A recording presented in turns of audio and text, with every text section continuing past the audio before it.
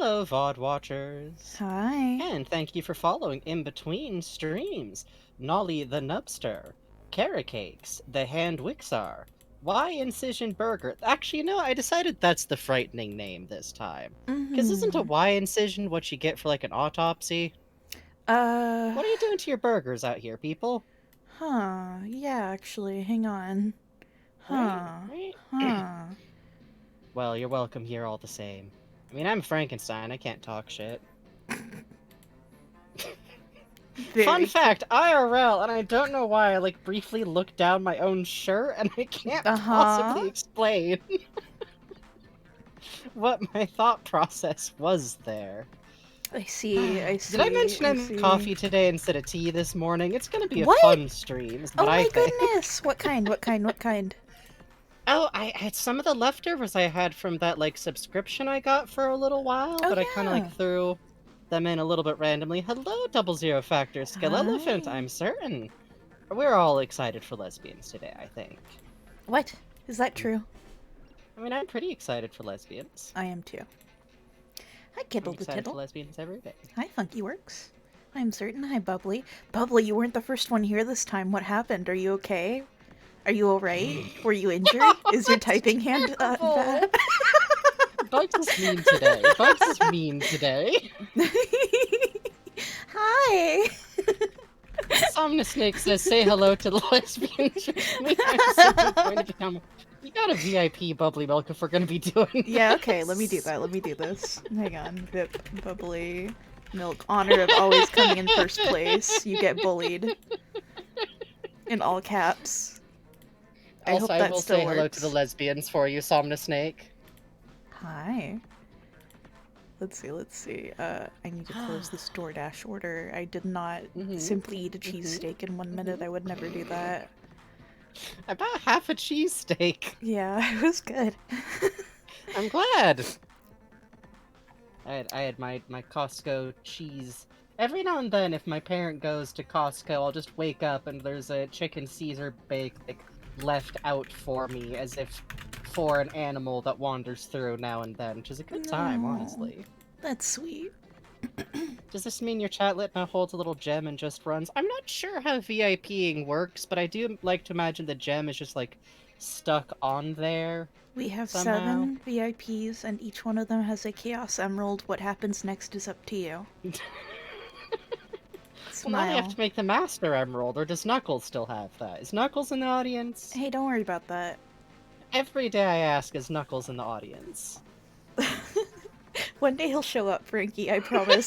He'll show up in that seat we put the placard on with his face. I know you look sad Hopefully. every time you look and it's empty. I know, but I promise one It's day. the sad music plays as the school recital begins.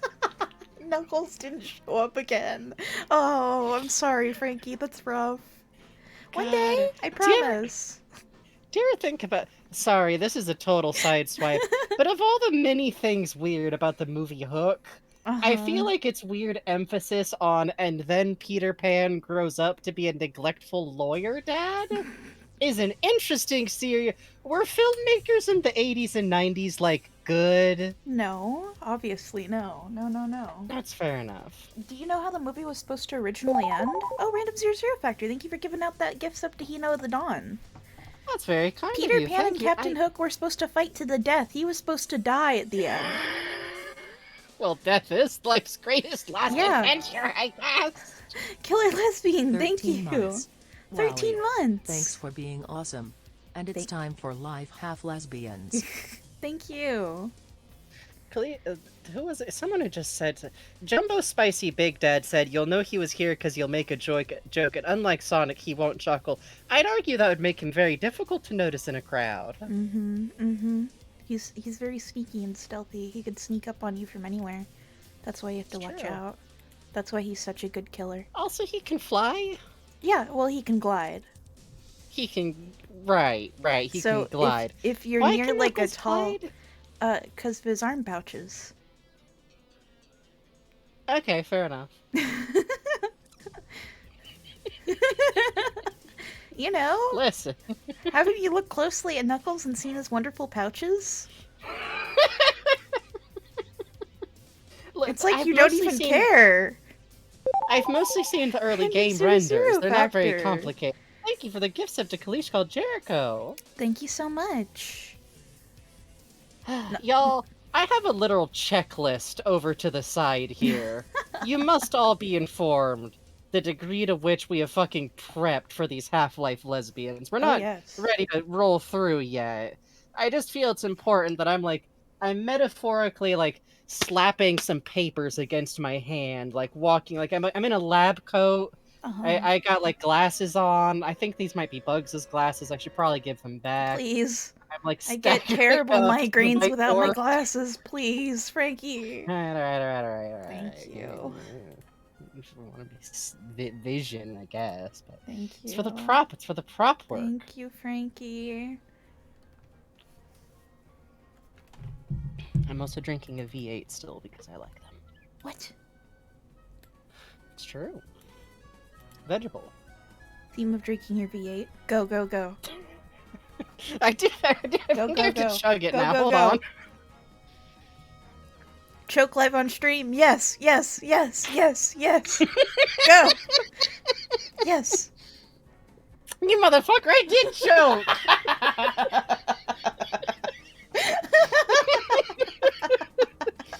Yay! Yay! Murder attempts live on stream. Great. My stream now. So cool. So cool. So cool. So cool.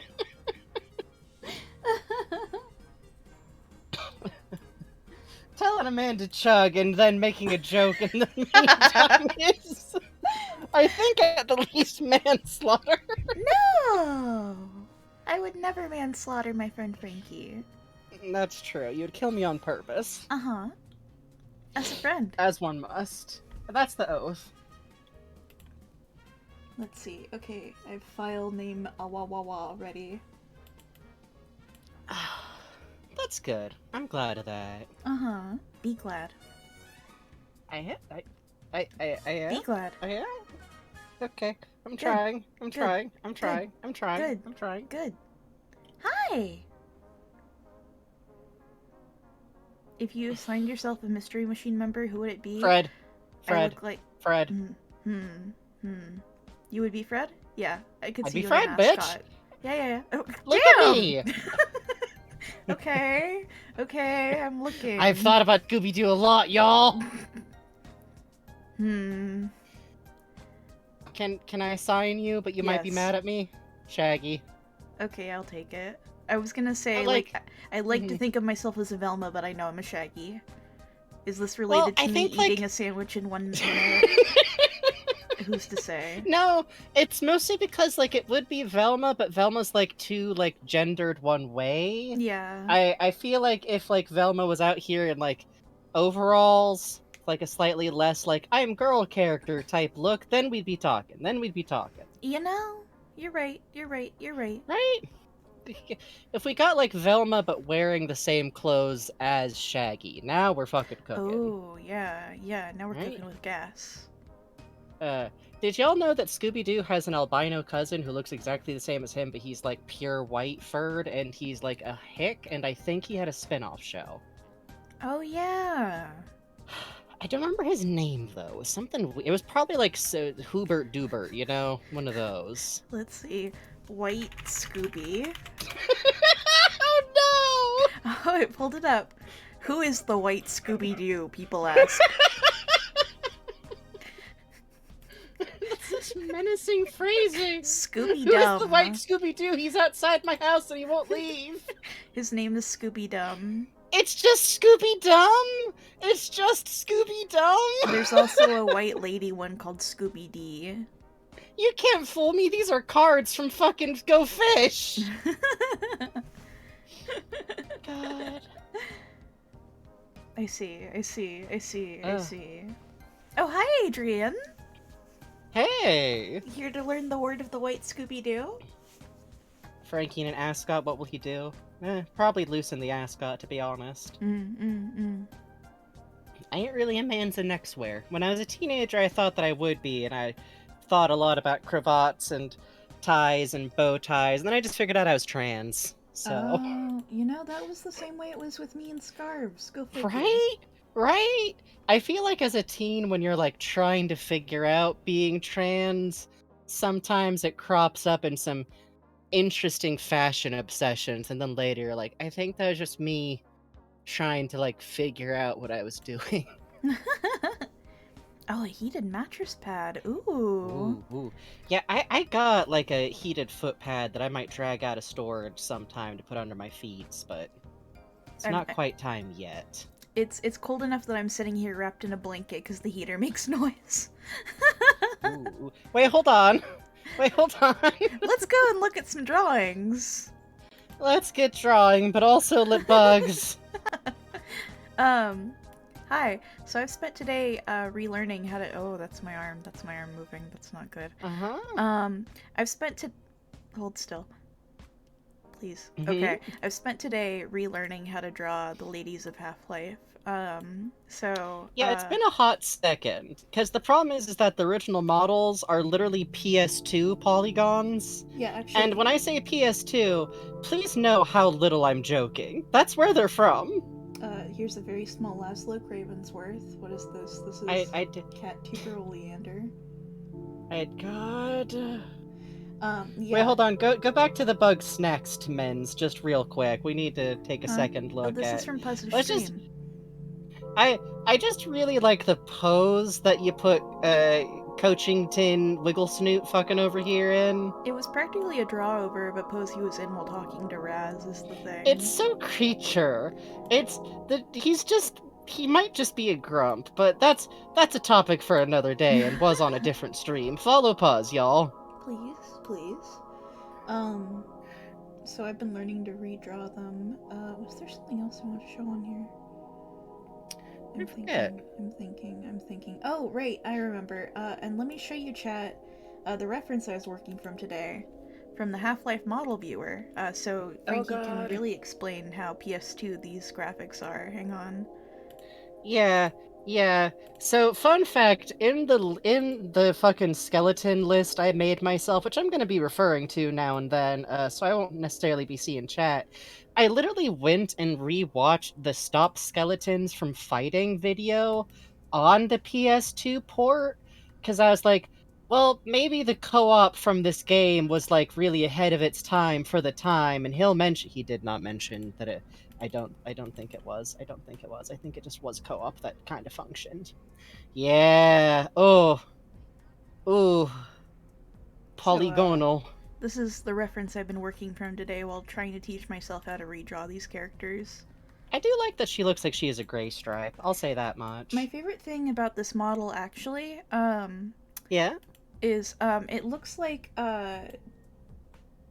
Colette has not closed her eyes in about 2 weeks. I think that's probably actually true because she is a Black Mesa scientist, and I think part of why the resonance cascade happened is I'm pretty sure that all of the scientists in Black Mesa were working off of like they've slept like 3 days ago, and they've been living on a lot of Mountain Dew since then. Yeah, I think so. This is the secret in Metal Gear Solid 3 to make Colette puke up any snakes you fed her. God. But we're not going to talk about that tonight. No, not tonight. Not tonight. Not tonight. So basically, here's how this stream structure is gonna work a little bit. Well, I'll do the quick intro first. Yes, that's probably a smart way to do this. Basically, hey, welcome to the stream. I'm not gonna do the whole spiel tonight, because, ow, it's an art stream. These are kind of cozy. Be fucking cool people. Support us if you can. It's really never necessary, especially because we don't want to put any one of our fans feel like in dire financial straits or make you feel bad for not being able to pay out a little bit of cash. But if you're able to, giving out subs, subbing yourself, or giving us donations, which go directly to both of us and are split in half, does a lot for us to keep kind of keeping on. In this case, we're fulfilling a commission from dear chat member Random Double Zero Factor, who has been very patient in us getting through our last backlogs of commission type work that we're going to be finishing out for streams. In future stuff like this will probably be replaced outright by doodle and draw and info dump streams because it's better for Bugs' wrist health and also our sense of enthusiasm, if that makes any sense. But we are enthused about these ladies because it's Half-Life shit. I still like Half-Life. It's good times. Uh, be cool in chat, and I'm giving you all a special message for tonight. Assume we know what we're talking about, or else I'm going to fucking get you. Something about Half-Life really brings out in people the no, but actually, you see, canonically, no, no, no, no, no. No, no, no, no, no. I promise you, I've read the wiki. I've looked at the footage. We've played the games. We have a funny new command that the mods can just hit, so I don't even gotta interrupt myself, or I can just hit, and then we'll shoot you behind an alleyway. I mean, ban you. I mean, time you out, probably, for the first couple of times. Parody Josh the smile, Zombie is parody demonstrating smile. it right there. Yeah. Yes, joke, joke, asterisk in the middle of the phrase. Hey, Strawberry Lemonade Gay. Good luck Hello. writing, okay? Otherwise, that's really it. That's my little intro spiel. I just always feel better if I can menacingly load up the timeout before these kinds of streams. But basically, because Random Double Zero Factor just wanted us to talk about the ladies, but didn't necessarily have much in the way of props, I decided, what if we explain what the game was like, and then just kind of redesigned what their game was like and explained to y'all our headcanons on who these characters are as people, kind of on air, and drew about that while we talked about that, because the game they're from is kind of bobos, y'all. A little bit. A little bit. We tried to play it on stream once, which was We fun. tried to play it on stream once. Braver souls than us have done like full LPs you can take a look at if you ever want to see what the whole like game is like. But I'm gonna explain to you what the whole game is like, because the structure is basically I'll talk about what the game was like and what we know about it and the canon a little bit. Then we're gonna talk more about who we think of as the characters, like what we think they could be like, our thoughts, our headcanons built up over time. Then kind of our reimagining of their game. This is something that we've talked about before. I think mostly with Adrian, Half-Life Opposing Forces. We've had some thoughts about like how the back end of that game could be redone if it was going to be like remade.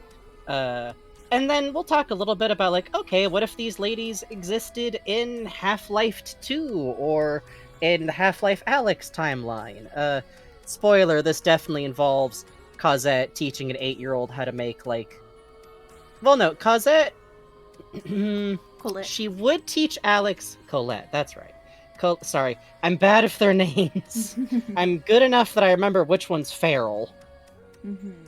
But I think she would teach baby Alex how to make like a catapult at some point. Yeah, I think so. I think it would be good. So, while Bugs is warming up with the characters, I'm just gonna get right into it and talk a little bit about what the fuck is this game that we're talking about? What do you mean Half-Life Decay? And the answer is that, as y'all know, Half-Life, the first one... Yo, Hey, thank you, ducks. Too Many Rubber Ducks. 1 full year. Wowie, You've wowie, resubscribed. wow. Yo, at tier 2, you got access to powerful jams and a button. You also have a button. The button does things. Yeah, don't worry. One sec.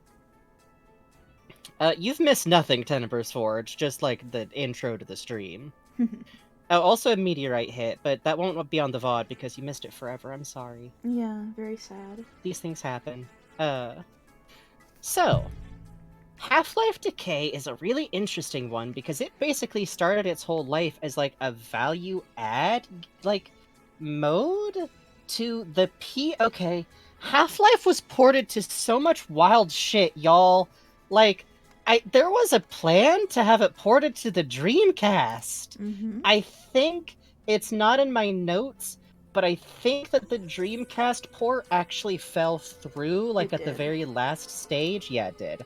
Like, they were ready to port the... I'm surprised we didn't get Half-Life 1 for, like, fucking Game Boy, y'all. The fact, like, y'all probably know that, like, Half-Life 2 wound up on an arcade machine in Japan. We're not kidding about the wild places this game series has been ported to. But Half-Life Decay was a special mode added specifically to the PS2 port, which is why they are extremely PS2-shaped ladies. for better and for worse. Mhm. I admit I find a PS2 polygon kind of charming. I do too. The one thing I will say ahead of time is that please know that all of my criticisms going forward are not me thinking that anyone meant to do a bad job. Making games is fucking hard. It wasn't any easier in like 1998 to 2005, honestly. It's kind of a lot. I don't think that they were given a lot of time or resources to work on this. And it was also not made directly at Valve, it was made by Gearbox and a different company which literally folded during the process of making these games. Hooray! So that's fun. Yeah, Gearbox, baby! They're kind of responsible for all of the side Half-Life games, which is, Yep. I think, part of why they're dubiously canon. There's a big ol' shitbag who works at Gearbox, but otherwise it's, full of perfectly decent people who work on perfectly decent stuff. Mhm. Their role in the series is interesting, and I'm a big weirdo because I actually think it'd be fun to reincorporate the stuff from that canon back into stuff, but that's also why we're literally here. Smile. Sadly, in Half-Life Decay, you cannot put a sniper on a machine gun, which is unfair because I think Colette would like that. I think she would Mhm. enjoy that. Mhm. Mhm. Mhm. So, yeah, it was basically a bonus mission. God. In my notes, I say, because I'm pretty sure Half-Life 1 was ported to a Tamagotchi at some point. Thanks, Mhm. past me. Uh, I mentioned earlier that I reviewed a Stop Skeletons from Fighting video. Uh, I've talked about him before. It's a YouTube channel. He used to be known as the Happy Gaming Nerd, but he stopped skeletons from fighting now. Really good if you like listening to minutia of very weird ports, very weird peripherals. A dude who's like very sincerely enthused about bad or clunky or not really given a chance games. Gee, I wonder why we would enjoy these things. It's Hmm. maybe a little bit of a kindred spirit, maybe a little bit, maybe a Just a little little bit, bit. Just a little bit. just a little tiny bit. Uh, let's see. Okay, so this game also was planned to be ported for the PC, but that was canceled as part of its structure. Right now, it's literally basically only available if you don't want to fucking eBay a copy for the PS2 through a fan port. Mhm. So everybody say thank you, perfectly legal exporters of game stuff. The Please. preservers of so much fucking video game history, dear lord. Smile. Speaking of which, if we want to play it, you can. You can do that if you want to, but I'm gonna I wouldn't explain the plot of the recommend game. it, So but you it can. is certainly Half-Life where you play with two people. Which that was basically kind of its hook, is that it's not only a two-player game, but it actually is a two-player game that relies on playing with two people, although it does have like an NPC version of the game where you just play as one and the other will kind of like shoot bullets at enemies and you can swap between them. But when I say like two-player puzzles, I basically mean like, oh no, there is a gate where someone has to be pushing a button before you walk through it. And that happens a lot. And that happens a lot. Mhm. And that precise puzzle is kind of what happens a lot. Mhm. Mhm. Which is kind of a shame, because if it was just like, as much as I'm glad Half-Life Decay exists, I do think the first time I ever heard of like Half-Life co-op, I was like, whoa, is that like a game mode where like your friend can play as one of the Barneys? And it's not that. It's not that. It's definitely not that. Like Portal 2 puzzles in the early game, yes, but worse and noisier because it's Half-Life 1 and the sound is bad. Smile. Uh yeah. God. I think the situation I described in my Oh, I forgot about this. I'm glad it's in my notes. Uh-huh. Important detail. If either person dies, the mission ends. Yep. And you get sent back to the last checkpoint. And the last checkpoint is, I think, either the beginning of the whole goddamn game, or it's the chapter load-in point. I'm not clear because I didn't write that down, but basically, either of you dies, you get knocked way back, and there's no saving. There's no saving. There's no saving, y'all. And you get to watch the same cutscenes, where you're Yeah, walking with a yeah, character. real Kingdom Hearts 1 style ass cutscene situation here. But fortunately, no Captain Hook, which I think is really unfair. Well, maybe the modders Yeah. will fix this. A lot of what I remember of this game is like one of the girls like fucking hammering a button while the other one is being savagely killed by head crabs. Yeah, I remember when we played. I was having fun exploring the dorms, and then I cut away from Colette, who was watching a button at the pool for about a minute, and I come back and Vortigaunt's had spawned into the empty pool, and we're just killing her. I was like, right on. Yeah, because Bugs had to play the game mode solo, which is something you can technically do because, long story short, most of Valve's games are broken on Macs. So maybe someday, if we ever get me that gaming laptop, we'll take another stab at Half-Life Decay. Yes. Okay, I guess I'm Friendship ending promising that stream, on air. Yes. I think it's good for us.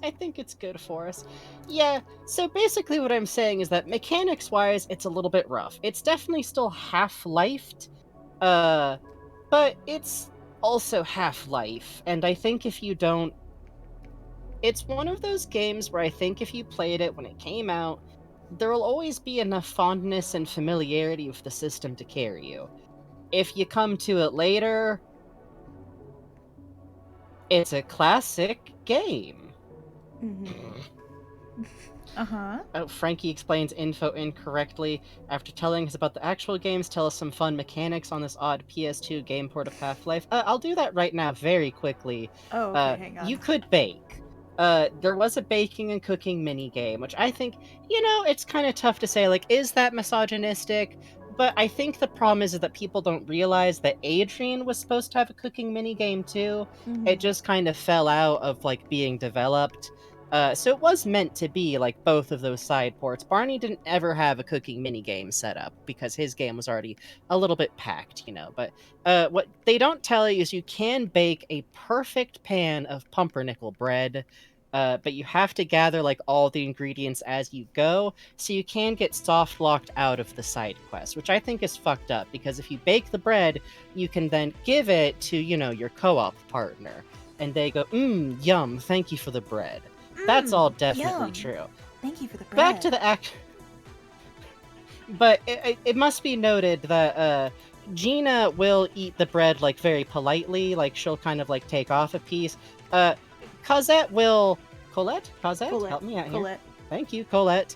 Will just shove it into her face and eat it like from the side, which, it's a little character detail that I think is nice. Anyways, that's very charming. So... I think it's very cute. Oh, Josh the Zombies donated $20 for the multiplayer stream fund. For the multiplayer stream fund. Thank you, Josh of the Zombies. Thank you! Extremely kind. Thank you very much. Yeah. God, the Jumble Caper says Barney's cooking minigame was him microwaving a Hot Pocket. He was making bachelor chow with water and dog food. It's good. No!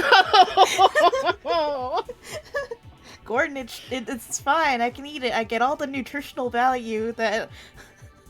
This is Barney Calhoun slander. Barney Calhoun gets the dried 8 mix that they use. It's got all the nutritional value I need, Gordon.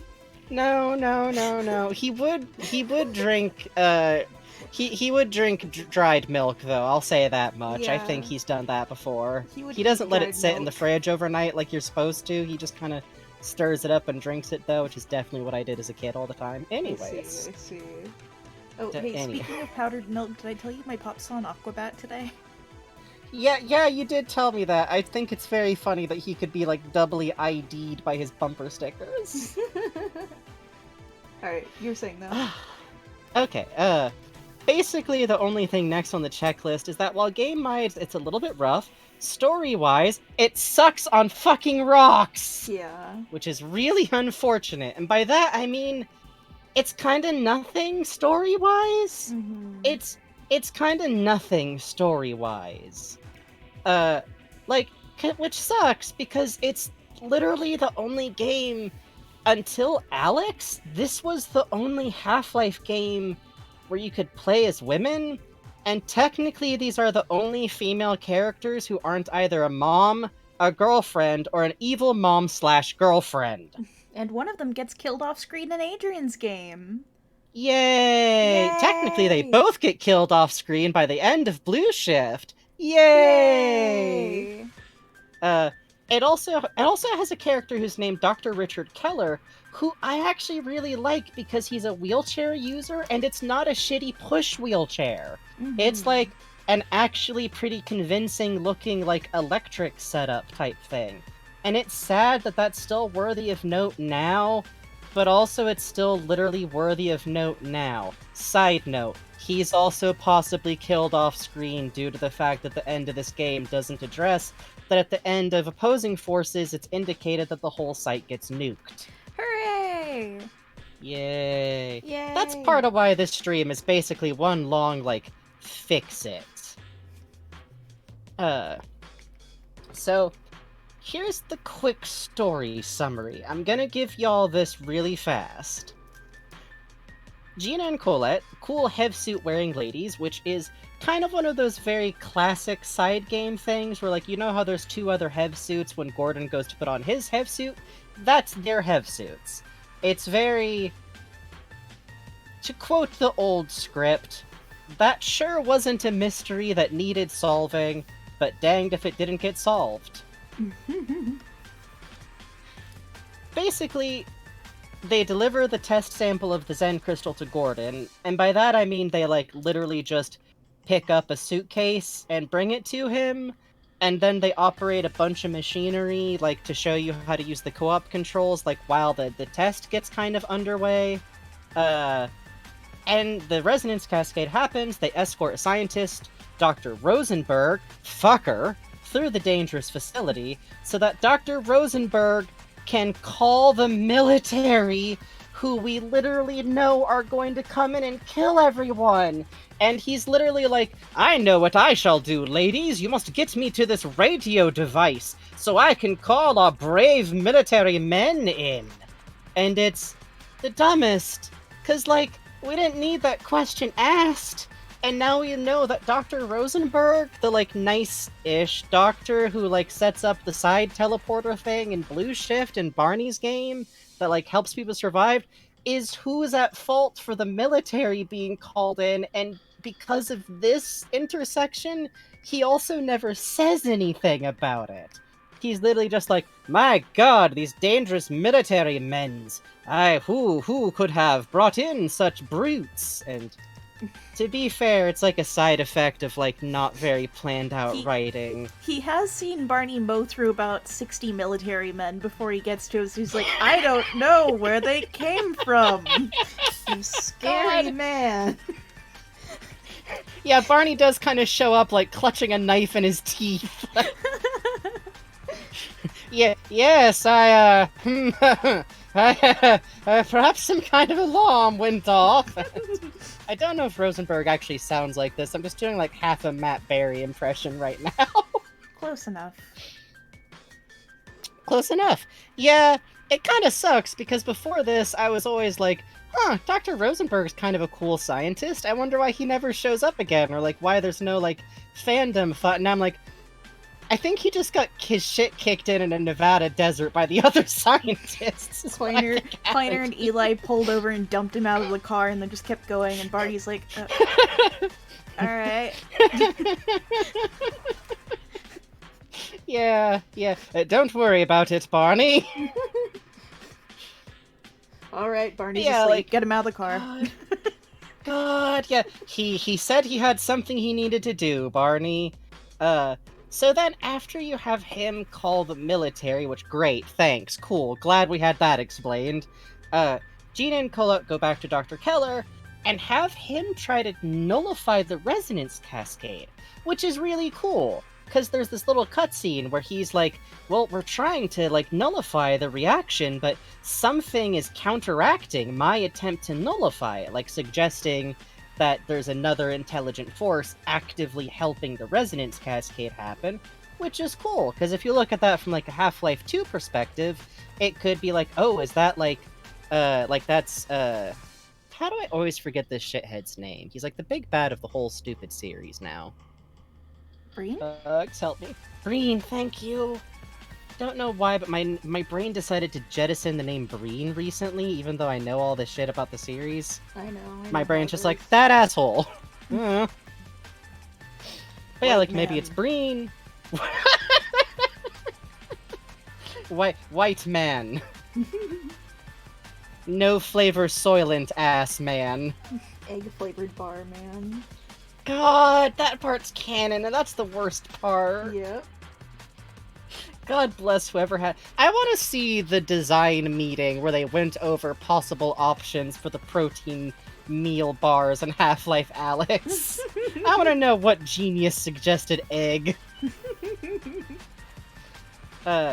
I think at the time the interference stuff was meant to tie back into like The G-Man was. administrator. Yeah, the Fed. What's he doing? And the answer is something completely different because that plot isn't extant anymore, like at all anymore. It's Bluey Ubi 03. It is canonical to the Half-Life series that in Half-Life Alyx, one of the dystopian meal bar flavors is egg. Yummy yummy. We gotta play Alyx. Clearly, we have to play Alyx again sometime, like in December or something. You know, it's a very You know? Alex holiday season. I think that's a good substitute for ever doing anything involved in the holiday. I think that's good. I think that's good. Yeah, like, it's one of those things, like, Alex. God. No. So, here's the sad part. You know how that thing I just talked to you is cool? That's where the plot ends, because literally the rest of the game is kind of just a series of fetch quests around the facility to help him set up the, like, nullifying device. And that's it. The game basically ends with, we did it! We switched all the whoozits! We got all the bits whoops! We got the thing set up! Maybe it will help! And then, like, fade to black. Like, it's kinda nothing. It's kinda nothing. The last item on this part of my list says, this sucks! 'Cause it does! So, here's the funny thing. Before me and Bugs, like, played the game or, like, looked at footage of the game, we both had the same wrong idea of what the game was about.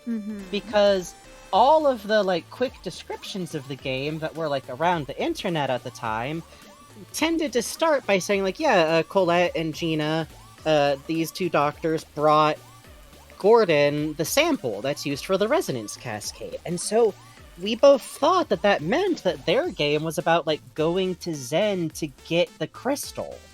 Like, and that would be their game, is that it would take place before Half-Life 1, and it would involve getting the sample and bringing it back, and then, like, the game would end with the resonance cascade kicking off. So, what if it was that game instead? Is basically the thesis of the evening. Because we have the other two games is Blue Shift happens basically at about this... Blue Shift happens, like, about at the same time as Half-Life 1, and then I think it ends at about the same time, right? Yes, so you see, right when Barney's leaving is when Gordon is getting dragged off by the military. That's right. So it kind of like starts at the same time, ends in the middle. Yeah. And then we have Blue Shift, that's Blue Shift. Opposing Forces starts at the middle of Half-Life 1 and then ends after Half-Life 1 ends. Which, we've talked before that we think would be cool if instead of rando aliens showing up, Adrian had to deal with, like, the start of the 7-Hour War, and was dealing with, like, the Combine's previous shock troops. So that's, if we talk about Adrian, please note that's the canon of our hearts, because the canon as exists doesn't make sense. I just remembered something really funny about Decay. Oh god, yes? The cut mission with Gordon. About how Gina and Colette were the ones who saved him from the military, and then, I guess, dumped his body after saving him? In the trash compressor!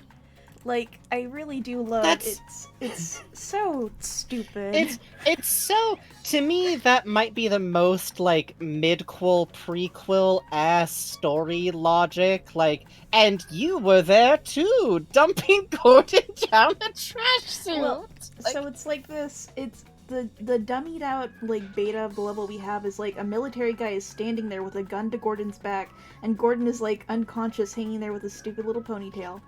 And God. your job is, like, you have to get to him before they shoot him. God. Which is great because there's nothing about the original scenario that needed explaining. And, like, to be totally fair, they didn't put it in the game, so obviously someone was like, this is stupid. Mm-hmm. But also, they got pretty far into putting it in the game, and the original made total sense, because the original was just the military dudes trying to beat Gordon to death, and then throwing him in the trash. You know how it is. Though, I will say that it says something to me that in our concept of Cosette, or Colette, I don't know why I keep wanting to call her Cosette. You are extremely, fucking, what is that, musical brained right now? Uh-huh? Yeah, you know, the French musical where everyone dies and it's sad, but then people are I like... have never in my life been a dramatic, sad, musical type of gay. Les Mis, Not yeah, once. the Miserables. Not once. I have literally never listened through Les Biz myself. Me either. I'm a producer's gay, thank you very much.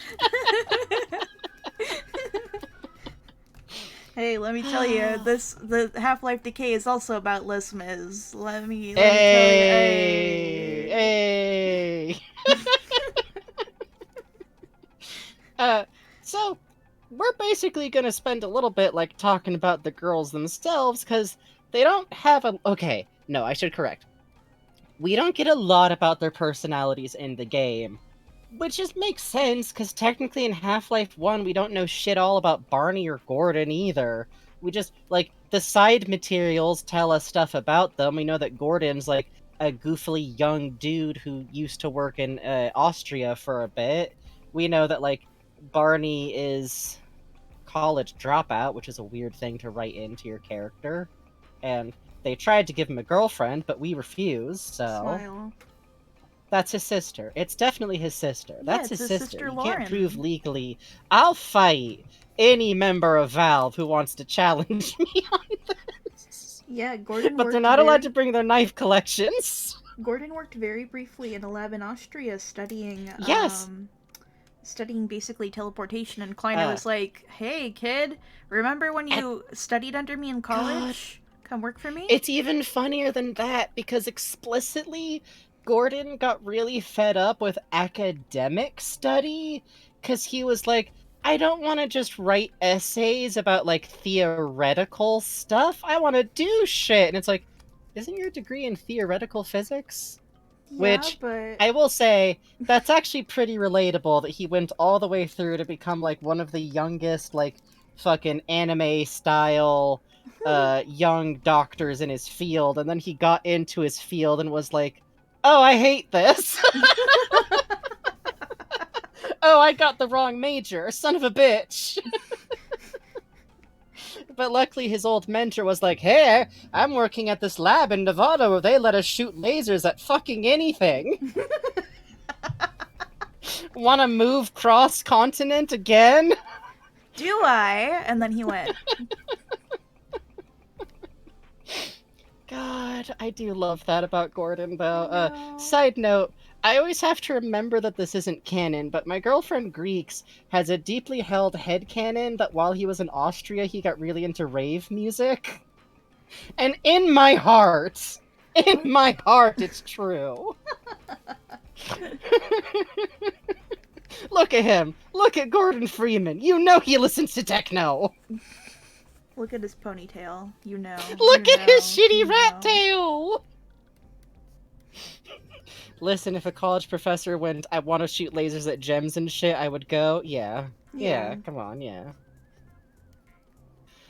So, let's talk about Gina and Colette.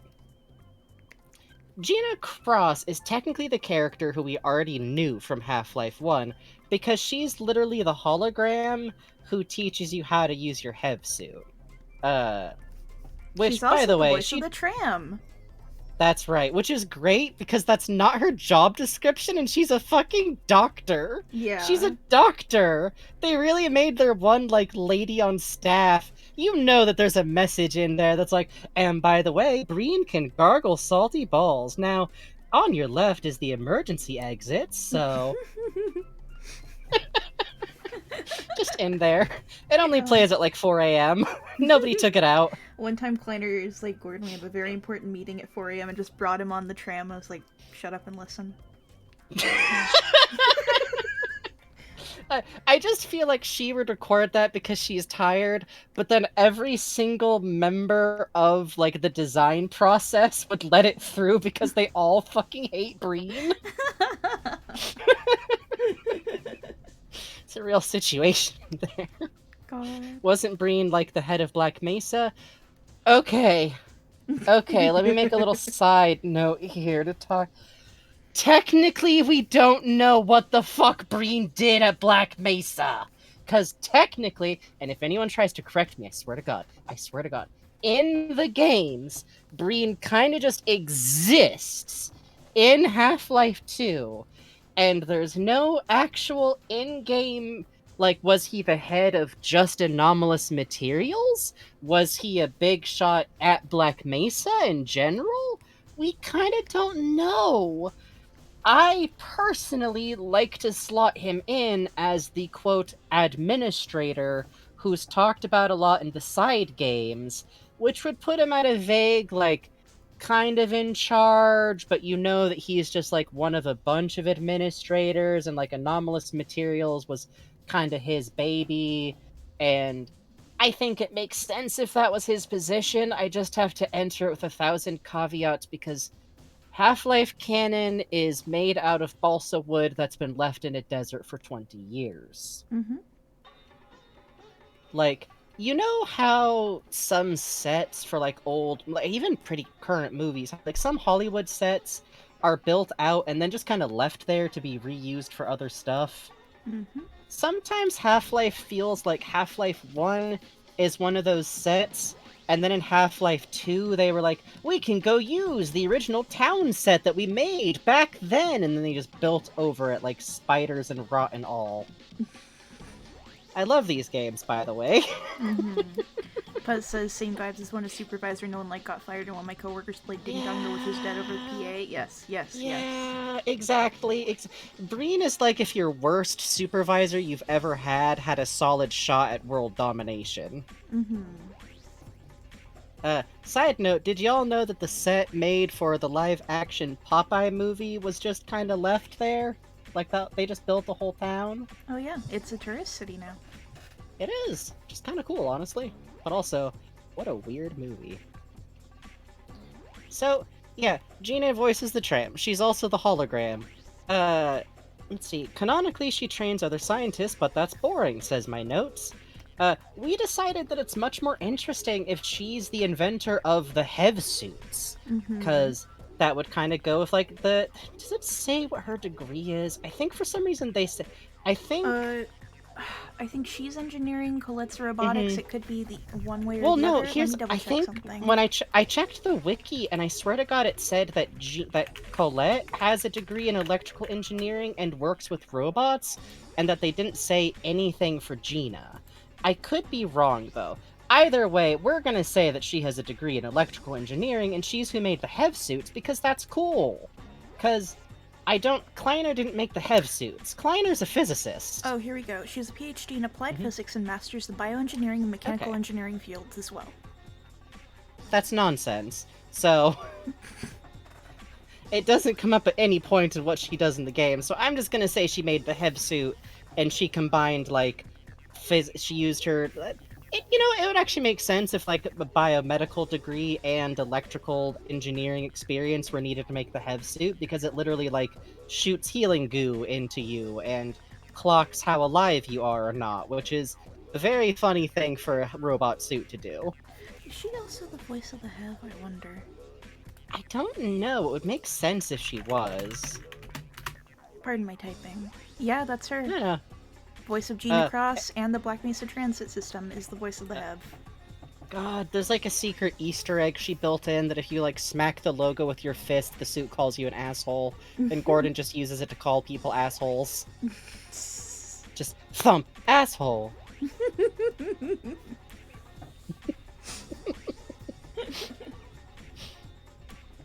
So yeah, like, I like the idea that she's the inventor of the Hev suit. It would make sense why, like, they wear Hev suits, they have their own special color customized ones, and she does the instructions because she's who knows it best. And that would be interesting, too, because we know that, like, a ton of Hev suits are being sent into Zen, and, like,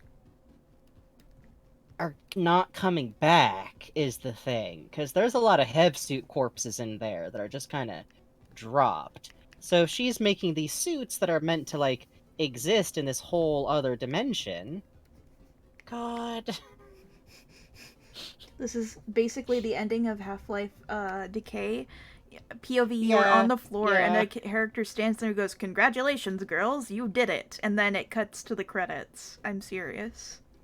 Direct smash. Yeah. No, like, they might as well have animated them doing that, like, sitcom everybody jumps up in the air and freeze frames.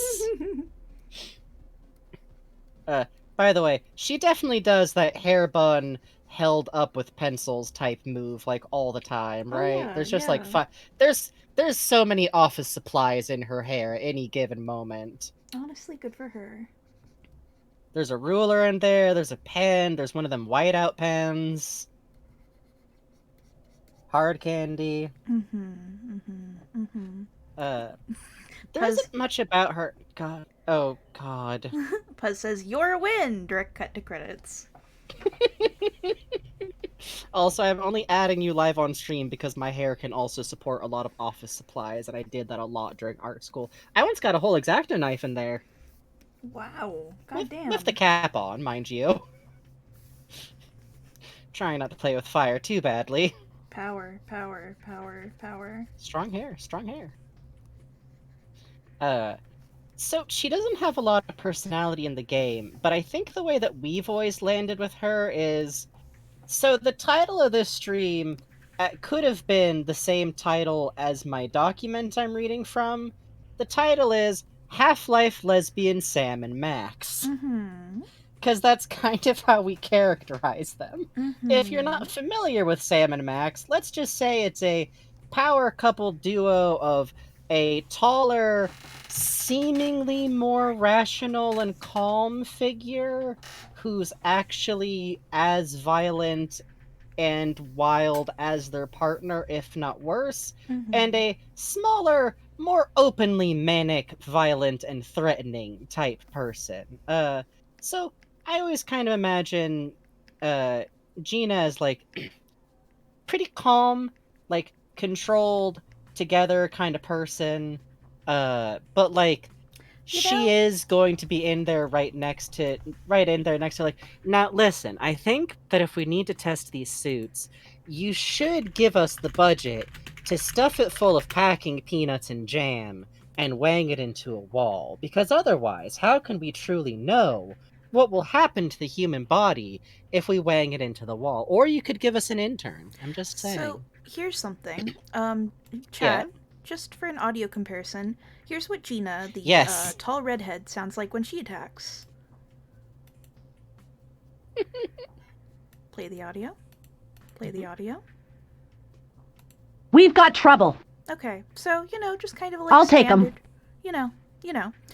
Here's what Colette sounds like when she enters battle. Yeah, we're getting to Colette in a minute, but... This is gonna be fun. So, please understand that's why we lean into Sam and Max. Yeah. We're getting to her in just a hot second, because technically she does have some canon personality, and it's that, and it's that, and it's a... I can't... There's 5 different vocal clips of her going, like... during battle! Like, shooting... That's her shooting people voice clip! Like, I think she literally has one that's like, hey, come here! Like, Let me see. This sucks. they're really good is the thing. Oh, here's one for if Gina asks her to follow her. Consider your ass covered. Very cute. Consider your ass covered. God, which I'm just the lesbians. Anyway. Which now we actually are going to talk a little bit about Colette, because she has canonical experience with robotics, and for some well, okay, let me do this a little backwards. With her, we have that voice clip, and so I definitely feel like we are talking like terrifying, manic, and their models are the same, but in my heart, she's shorter because Sam and Max. It's because of Sam and Max, but also you can't take Half-Life heights too seriously from Half-Life 1. We all survived HLV AI around here. That's just a bloodbath if you start getting too worried about that. So, I like to think of her as smaller and just a fucking gremlin. Like, what's very fun is that she's supposed to be working with robotics. What's less fun is that for some reason they also decided to canonically establish that she conducts tours for 'cause Black she's a woman. Mesa. 'Cause she's a lady. Cause lady. Cause she's a girl, woman lady, lady. girl. Woman, lady, girl. Even in their fantasy sci-fi shooty game, they looked at a, like, visibly middle-aged, like, 30-plus-year-old woman. She has gray hairs in her model. And went, oh, she should do tours. To that, I say, Oh no, I not just imagine... Valve, thanks Gearbox. Gearbox. Technically Gearbox. Remember, these are not Valve properties. Still not great. But I do imagine, like, Breen, like, hey, we've got a tour coming in, and her just, like, pretending she can't hear him. Just literally like, I'm doing my work. I don't, Yeah, not happening. So instead, what I think would be more interesting is, okay, think about how many big fucking rad loading robots do we see in Black Mesa? And, like, am I making up that we see robots like that in, like, Zen from the human stuff? Because if I'm making that up, I should be right.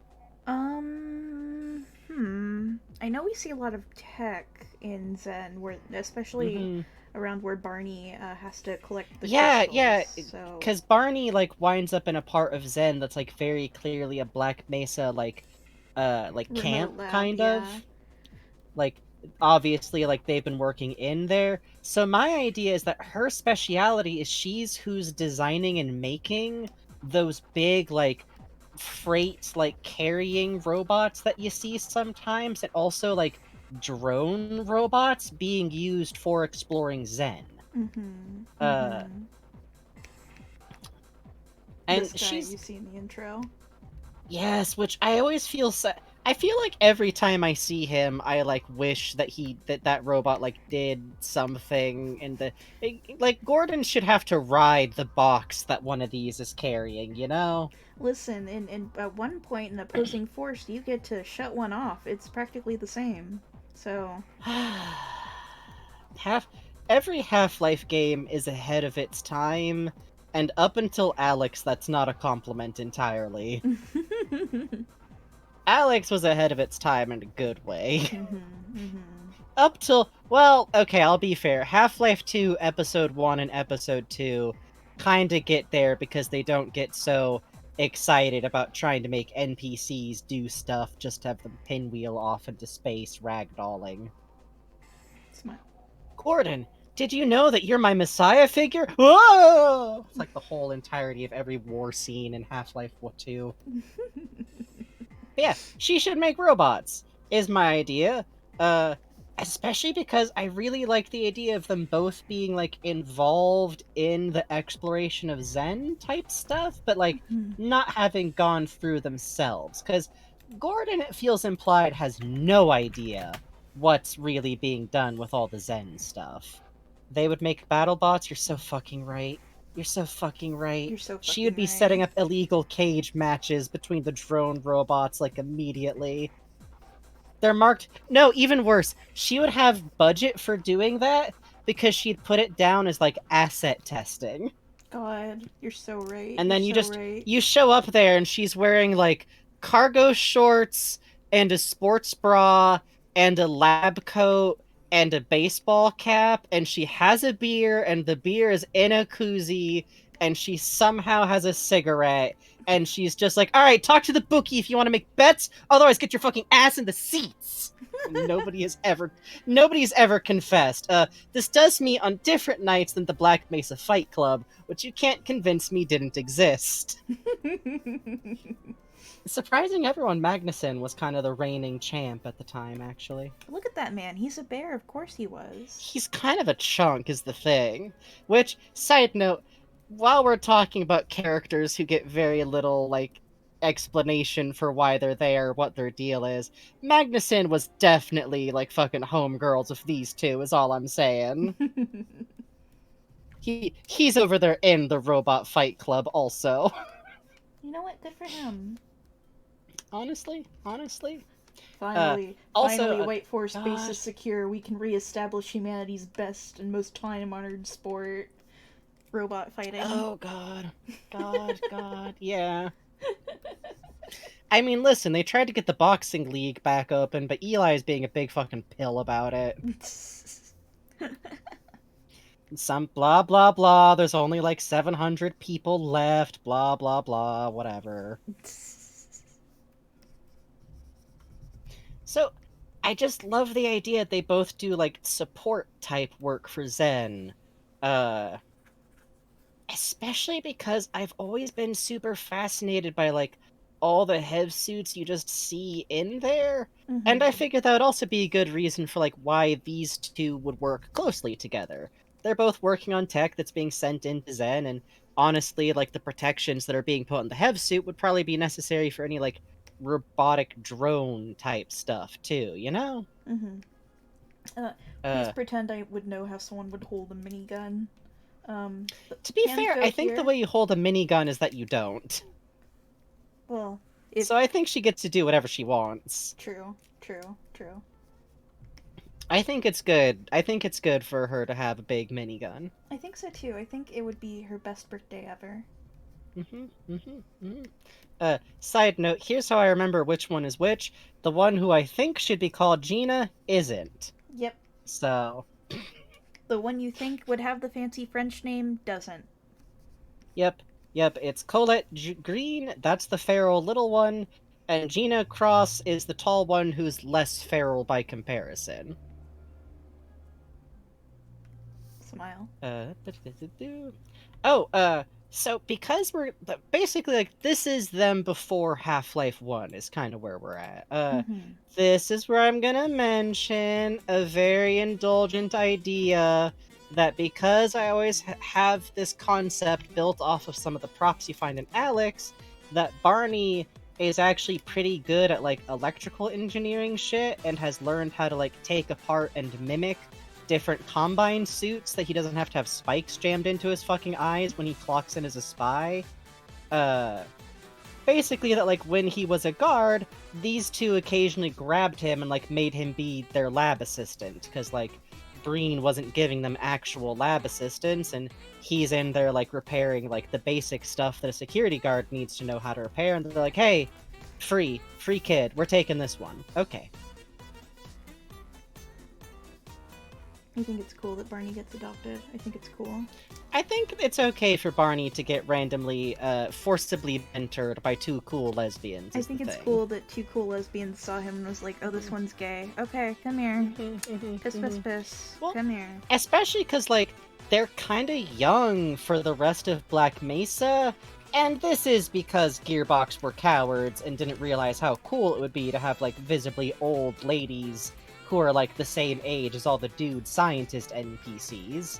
But because they're not, we can assume they're like they have official ages. I don't care. Mm-hmm. We're assuming they're like 40-ish. Yeah, based 40s. on like, which would still make them on the younger end of Black Mesa, and also like, I don't care that in later updates they tried to add some lady-type models. In the original games, they're like the only women in the building. Oh no, So of course they'd that's grab... fan mods only. Okay, fan mods only. Yeah, they're the only women who exist in Black Mesa, regrettably. Obviously, if you interpret it as a fan, hopefully they weren't, but come on. They grabbed the one gay security guard who was about their age instead of trying to, like, get some 60-year-old dude to help them do their shit. Gordon's a baby! Oh no, Gordon's not 35. Gordon's a baby. He's baby. He's a little guy. He's I'm not kidding when I call him an Ace Attorney style wunderkind. This kid has like he's like a fully doctorated scientist at an improbable age. Oh, this is so sad. I have to relearn how to draw the Black Mesa security helmet. Hang on, let me consult the Benry poster. Benry poster, what do I do? Okay, hang on. I cannot think of a more frightening poster to ask that question to. There we go. Which, I definitely imagine that yeah. God. Barney being, like, brought in as an assistant definitely just involved, like, Colette grabbing him in a headlock and being like, "Hey, are you off shift? You are now. Come here. We need someone to hold shit. You know how to do electrical wiring stuff. Oh, okay, you're good at this. Help us design the next Hev suit, okay?"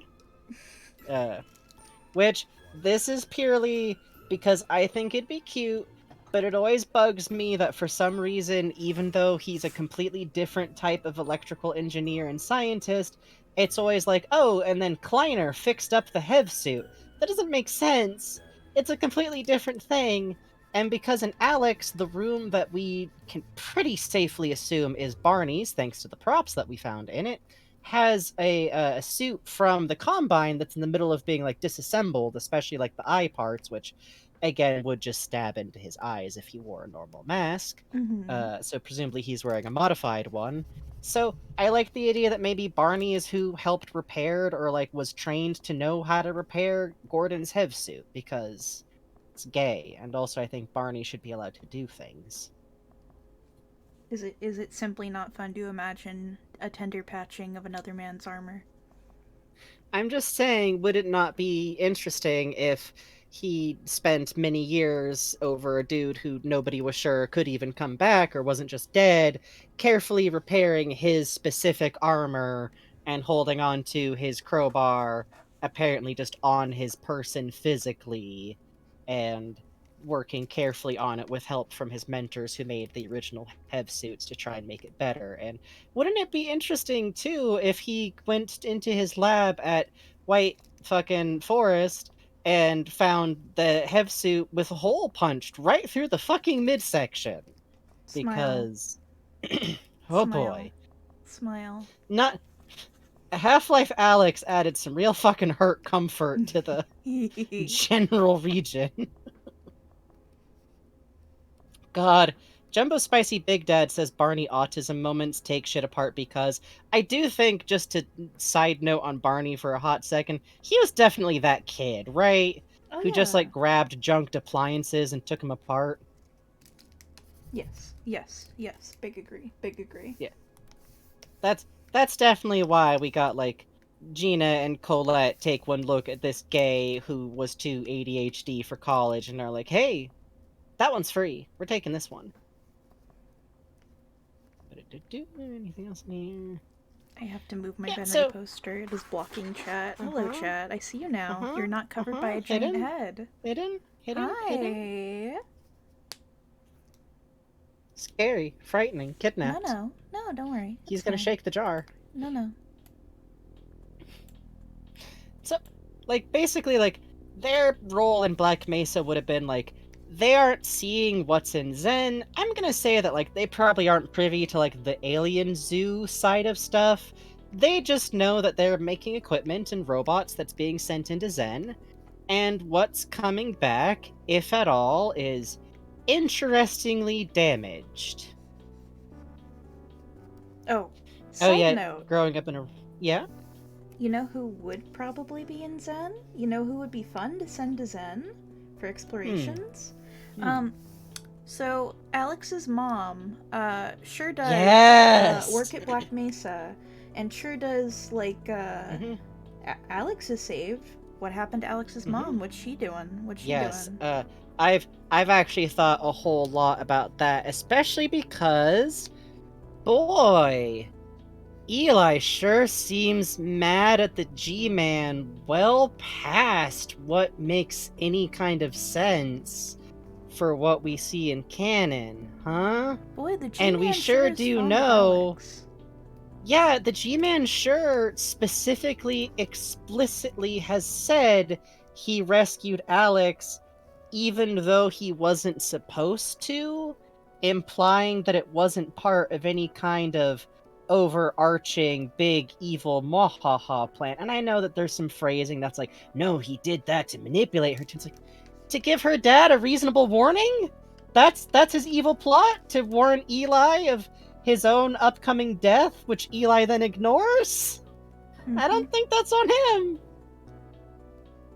How much Half-Life knowledge are we allowed to talk about? Anything you like, but don't try to correct us because we know what we're talking about, and if I say something that directly contradicts canon as you know it, I'm aware. Also, G-Man being evil isn't canon fact and is... We've talked too much about this other times. We think of as the G-Man as a, if not good, then ultimately semi-benevolent figure who's... Imagine being the human trying to rescue tadpoles from, like, a lake drying up. Thank you for the follow, Starry Guy That Kai. Thank you for the follow, Starry Guy Kai. But yeah, which by the way, I always forget Alex's mom's name. Oh yeah, Eli's line of "son of a bitch" and his unforeseen consequences. I do love that. Is this his fucking catchphrase? Her name is Uh, Azian. Thank you, Cuppy Dog City, Asian. I just to side note here for a second, I do actually have a lot of thoughts in me about Asian as an early explorer of Zen, because what if she met the Vortigaunts and was capable of telling that something was really wrong with the Vortigaunts? And what if our theory about the idea that the G-Man letting or forcing or creating the resonance cascade was because without it, the Vortigaunts probably would have died or been taken by the Combine? Hey, I'll be right back.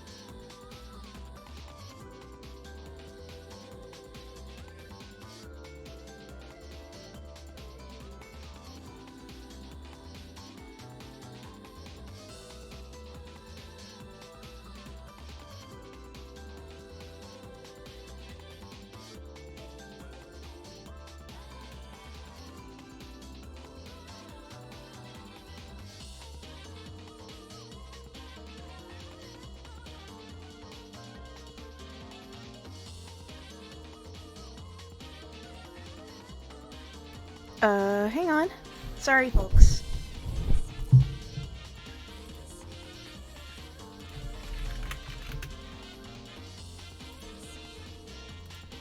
Hello?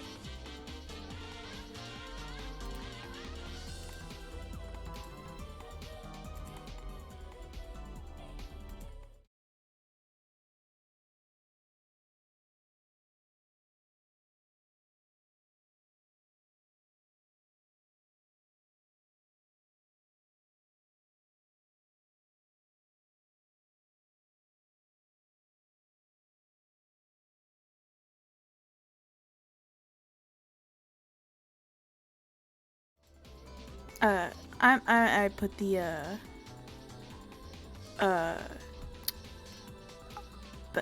this back on. Hi, sorry. I'm glad you liked the card.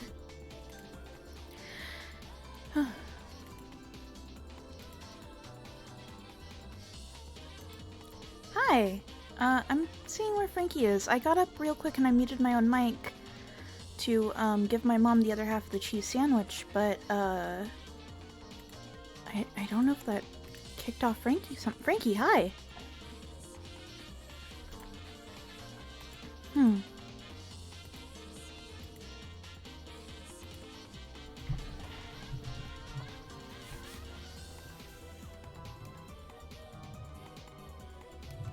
Oh shit. Frankie's net went out.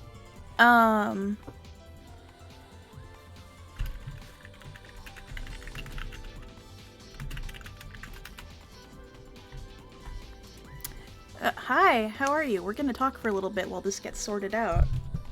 I was stealing a bite of cheese sandwich with my mom. Sorry. I haven't had a good Philly cheesesteak, in a very long time.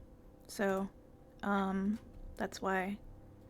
Yeah, interesting timing. I was so worried that I accidentally did something. I guess I didn't. I guess it was just a weird act of router.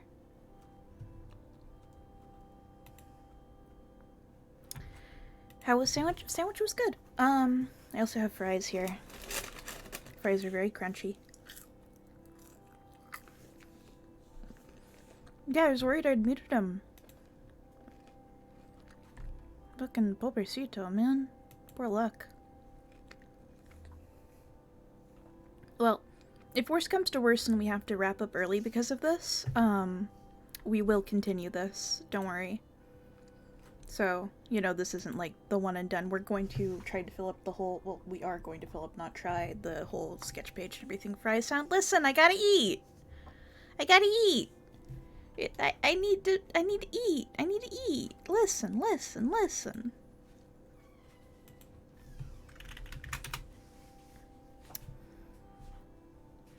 Bugs gotta have a good meal. Exactly. Yeah, my schedule is so messed up now that oh, my Pops is home. Hang on. Hey Pops, welcome home! He did not say a thing back. So rude, so rude. Well, we're just gonna wait for Frankie for a bit and listen to music. What do you guys want to talk about?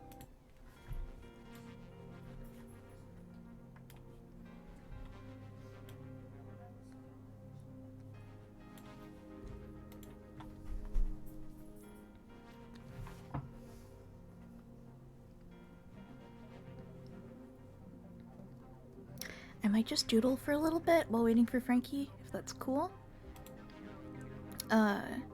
Just to keep my hand occupied. Let's see. Oh my gosh, where did I put my pen? Oh, this is one disaster after another. Hi, Pops. Every time somebody says what do you want to talk about, I think of that one animatic Mira and Belp did. Oh god, Mike did of Mira and Belp and Wayne. Yes, that's one of my favorite animatics of all time.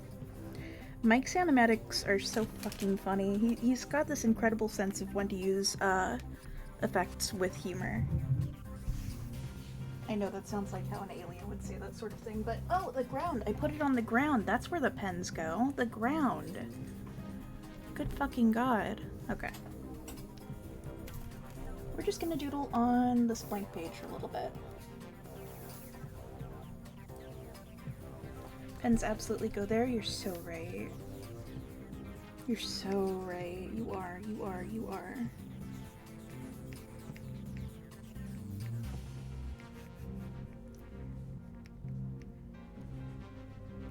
I don't suppose anyone has any drawing requests I could do while we wait for Frankie.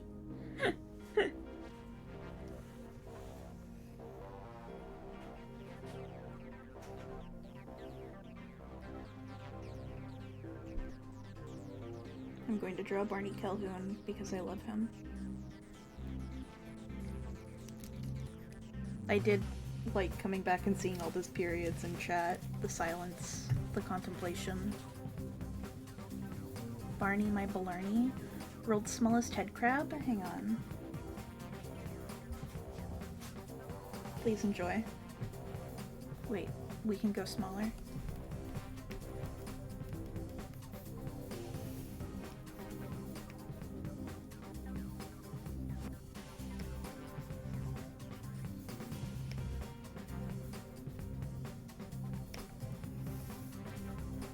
Let me get a pen that is good for drawing at this size, actually. Wouldn't that be fun? Okay.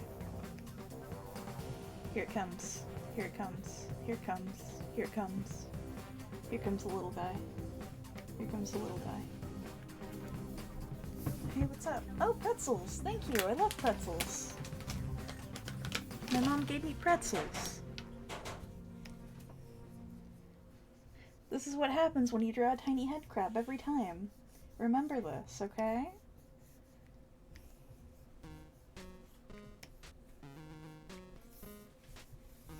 Oh, I need to move this so carefully. We're at 3,200 zoomed in. Are these the mites that we traded and count for channel points? They sure are. That's a baby head crab. It's called a mite. Write that down.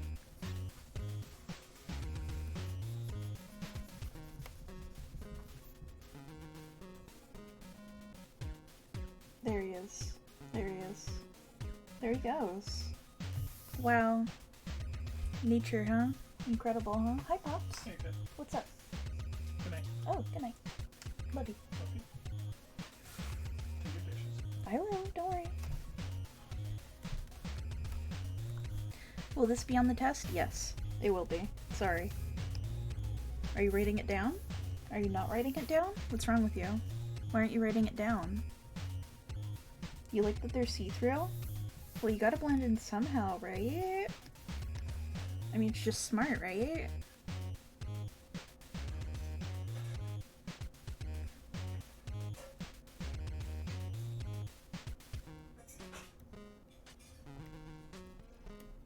You'll simply remember everything until you don't. Good.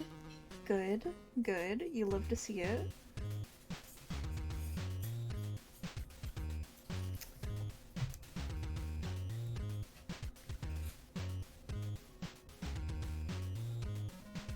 My brothers 14 and 9 each made me a Lego head crab and they sit on top of my monitor. Oh, that's cute.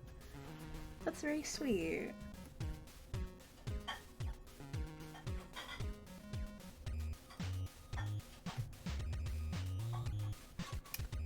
You love to see it.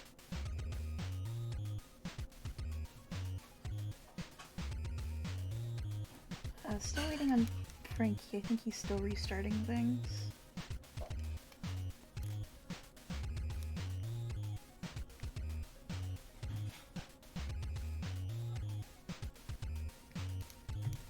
Nine-year-old really wants to play Half-Life, but he's not allowed yet. Good. Good. Good. Good. Also, sorry about the background noise. My pops is doing the dishes. Please enjoy clunking and thunking.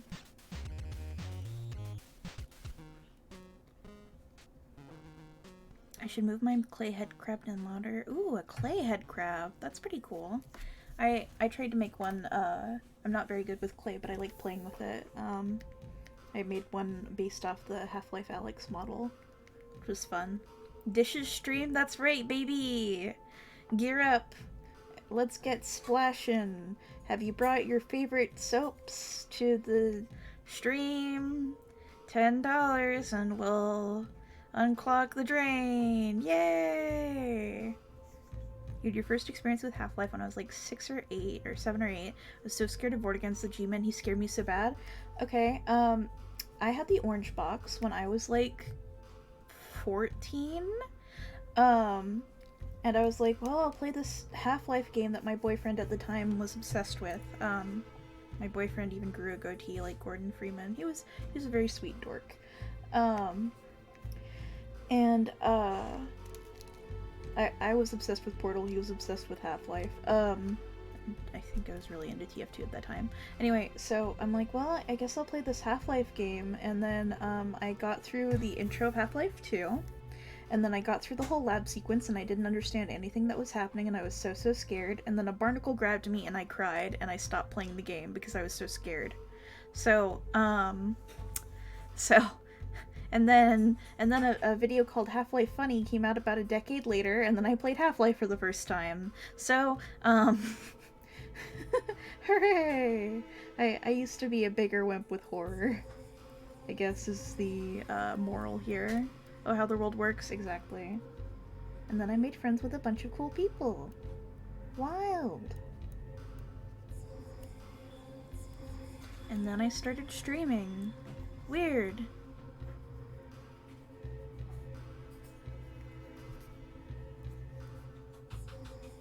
I think this theme is from Killer 7, am I right? Yeah. If you haven't seen Super Great Friends playthrough of Killer 7, it's a goddamn good time. It's really informative.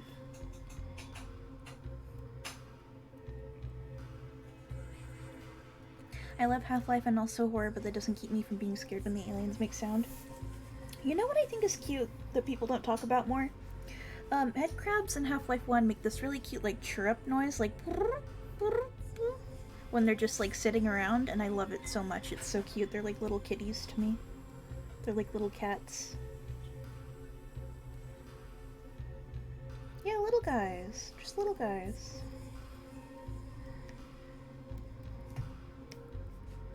I like this. Looks like I've accidentally drawn Barney in a sailor suit, like he's a young Victorian boy. That's great.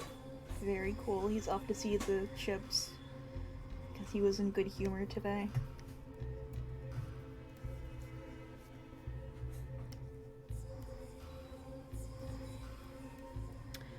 Have my Portal to Half-Life 2 experience because I think it's funny. I tried to play Half-Life 2 after being into Portal and died in the part where you're running from the, like, cop dudes. Oh, the yeah.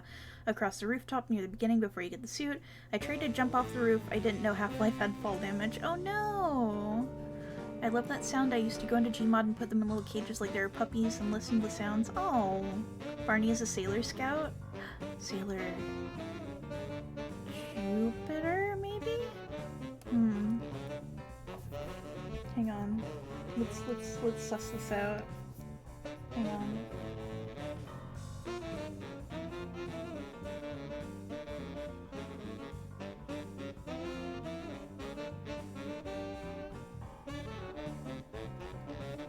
There's a Pets 5 head crab mod? What? This was your entire Half-Life experience till Half-Life Funny came out? I didn't know. Oh no! This your pair of Half-Life has given the little guys industry. Man, fucking snarks alone, man, I tell ya. I have a 3D printed snark sitting at my desk because I love the little guys so much. And they're just so cute to me.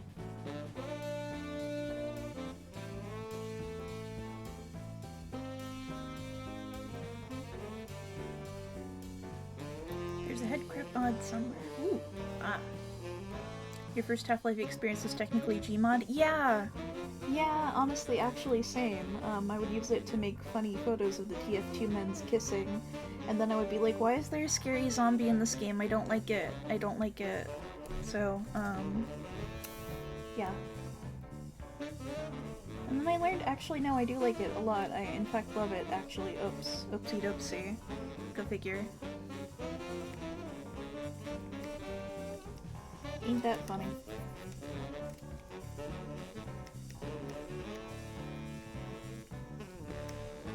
Never predict what you're gonna hardcore fixate on, I tell you.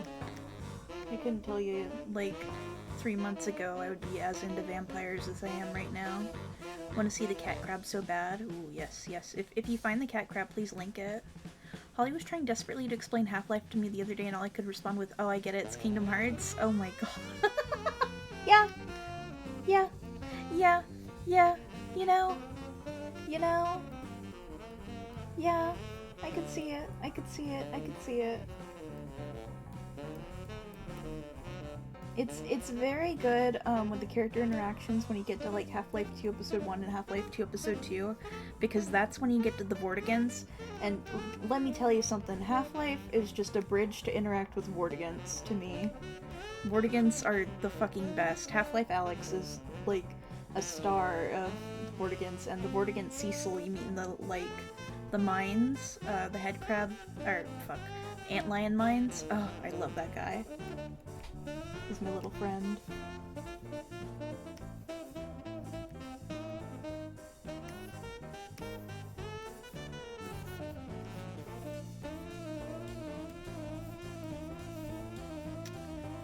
Having Half-Life be explained as Kingdom Hearts, the way to get me into this lore. Yeah, it's so cool. You get the funny Keyblade that's a crowbar. And Sora's like, don't worry, Gordon. The resonance cascade in your heart can be...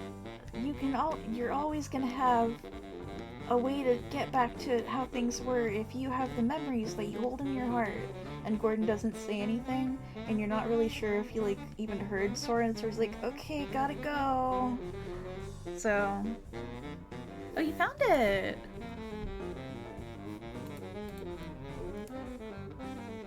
Oh, beautiful creatures. Oh, beautiful creatures. Look at them hop. I love them. I love them. Oh, Frankie. Hang on. Nope, not Frankie yet. Okay.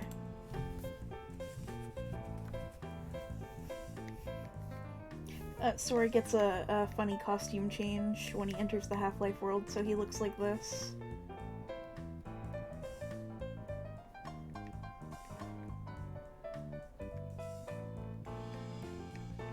It's really cool. It's so cool. It's so cool. It's so cool. It's so cool. It's so cool. Oh, lights are blipping on the internet. There's hope, says Puzz, because Frankie was tweeting about it. Okay, that's good to know. And this part of his hair is a flat JPEG. Please remember this. It was actually very advanced at the time, so...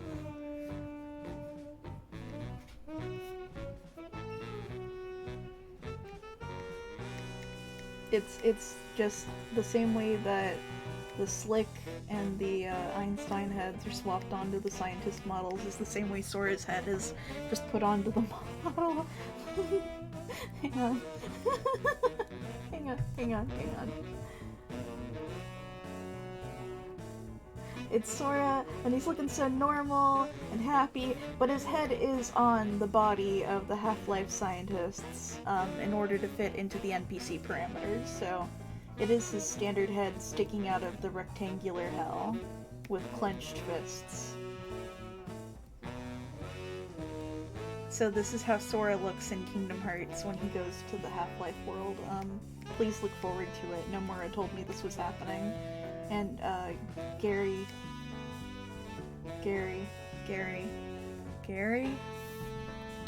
Newell.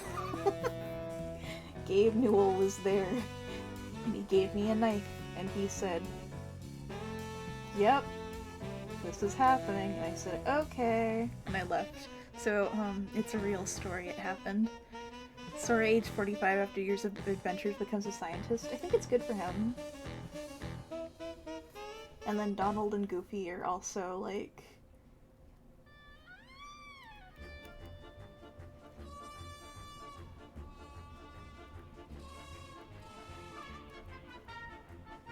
theme of talking about your Kingdom Hearts Half-Life AU. This is great.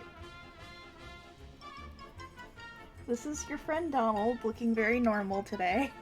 And he gets a hat.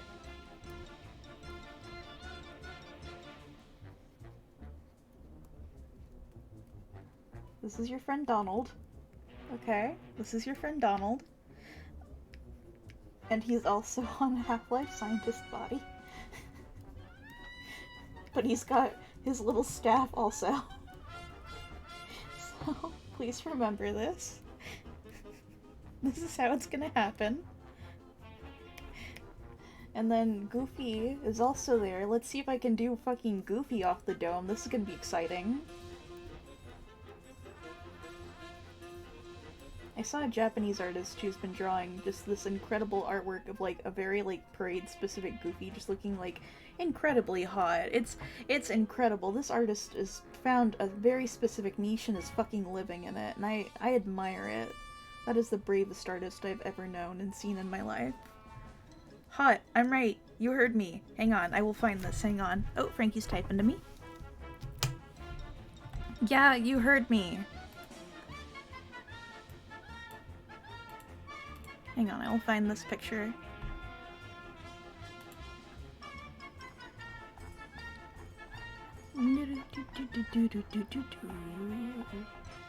Okay, I've rebooted all things in sequence, nothing worked, I'm sort of at wait, if it doesn't clear up, try rebooting things again, says Frankie.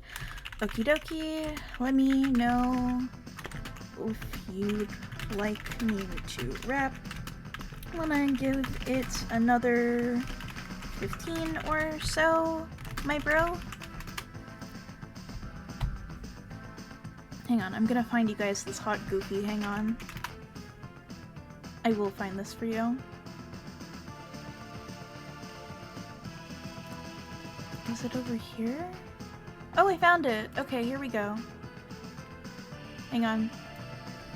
Hang on, I'm gonna show you. I'm gonna show you. It's great artwork. Don't fucking make fun of this artist. It's great artwork, okay? Ready? Look. Look at how fucking good this art is. What the fuck, right? Are you crazy? Oh shit. Yeah, well, don't answer that. So much has happened in the past 15 minutes I just can't. Thank you, Random 00 Factor, for the $100 donation as I bring up a hot picture of Goofy on stream. God bless you. Thank you for your patience with this. Let's see what Frankie says. Give it 15. I'm hoping it might be a hiccup. I'm feeling pretty calm. Da da da da da. Okie dokie. Thank you, Random 00 Factor. I promise we will talk about so much lesbians for you. This is a simple detour on the way to lesbians, I promise you. You love the simplified mustache so much, right? Isn't it cool? From what I can tell, this is for like a parade costume they had. In Tokyo Disney, they go fucking ham with the costumes. It's like, it's incredible. That artist is living their best life. Exactly! Exactly. Thank you again, Random 00 Factor. I really appreciate it. Thank you, thank you, thank you. You guys like the chaos? I'm glad to hear it. Catboy Sminkus, thank you for the follow. Hang on. Let's get back to Goofy. Let's get back to Goofy. This is what Goofy looks like. I think.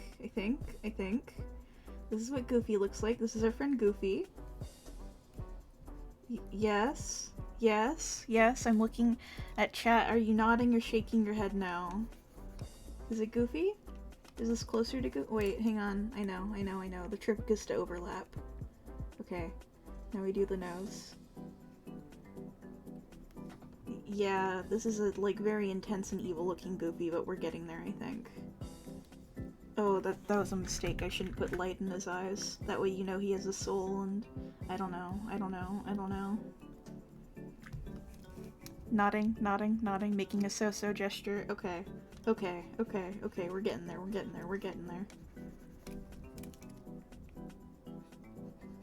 I'm not looking at the art by that artist. That would be cheating. I'm trying to remember it from my brain.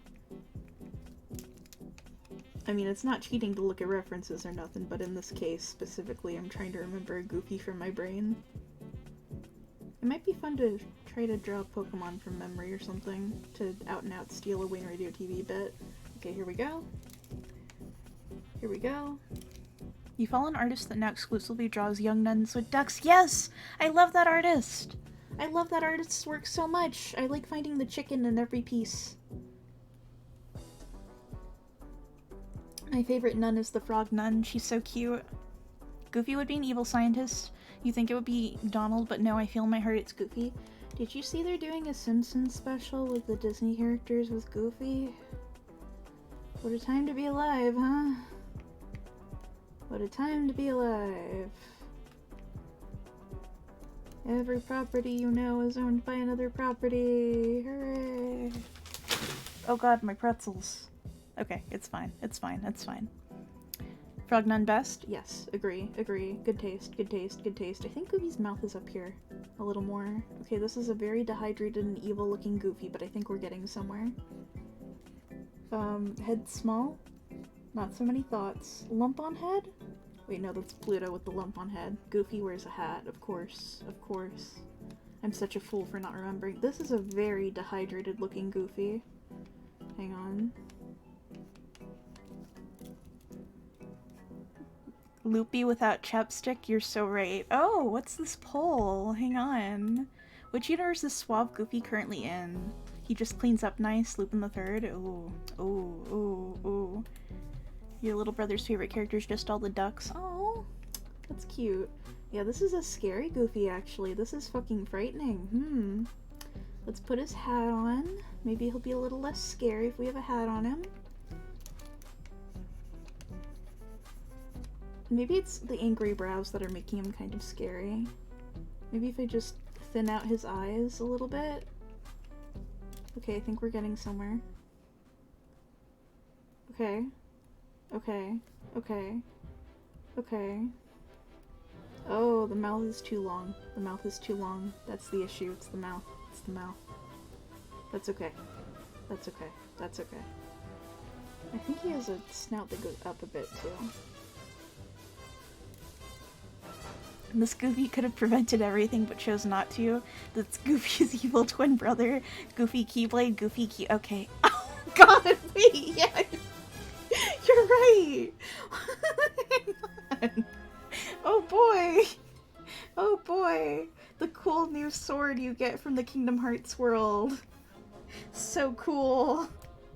So cool for Sora.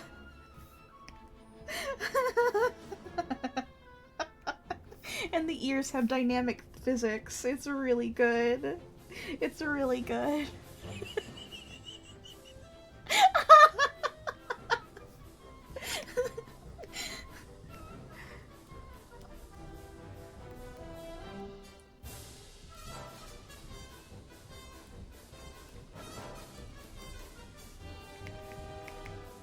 Wow, I love my so normal Keyblade, said Sora famously when he left the Half-Life world after making so many friends.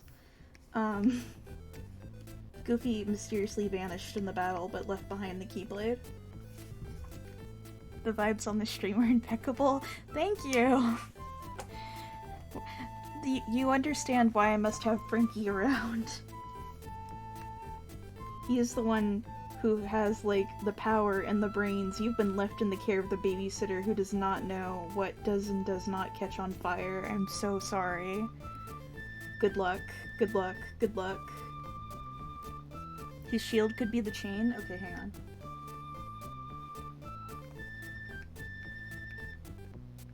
There we go. Sora finally has a Keyblade he can talk to, that's right. He sits up at night, and he's so sad. Hang on, I'll zoom in.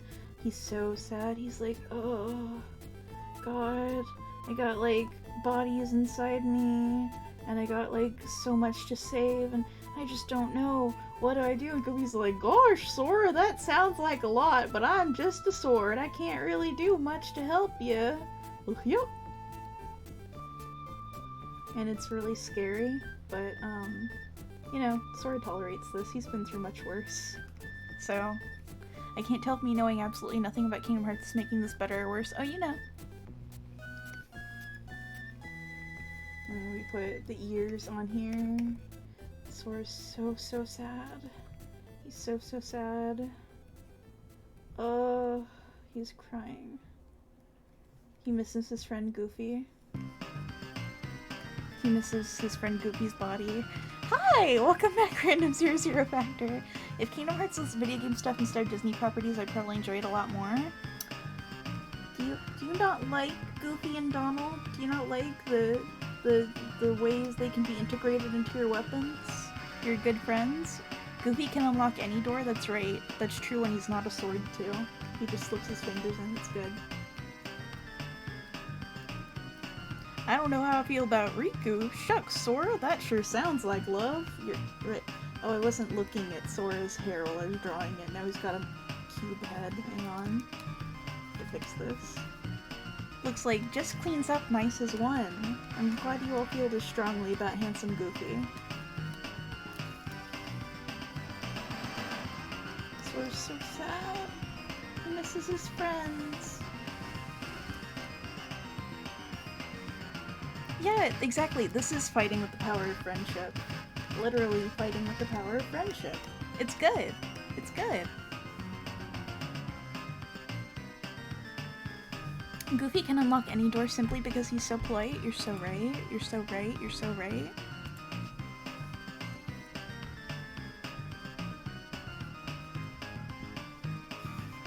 Thank you all for sticking around through this. What, the neck? No, this is a keyblade. This is a keyblade. This is a keyblade. Sora's leaned up against the wall. It's a keyblade. You see? It's a keyblade. Donald is gonna become a staff to cast spells with? No, no, Donald's his friend. He would never. Are you kidding? You think I'd miss Keyblade Goofy? Thank you.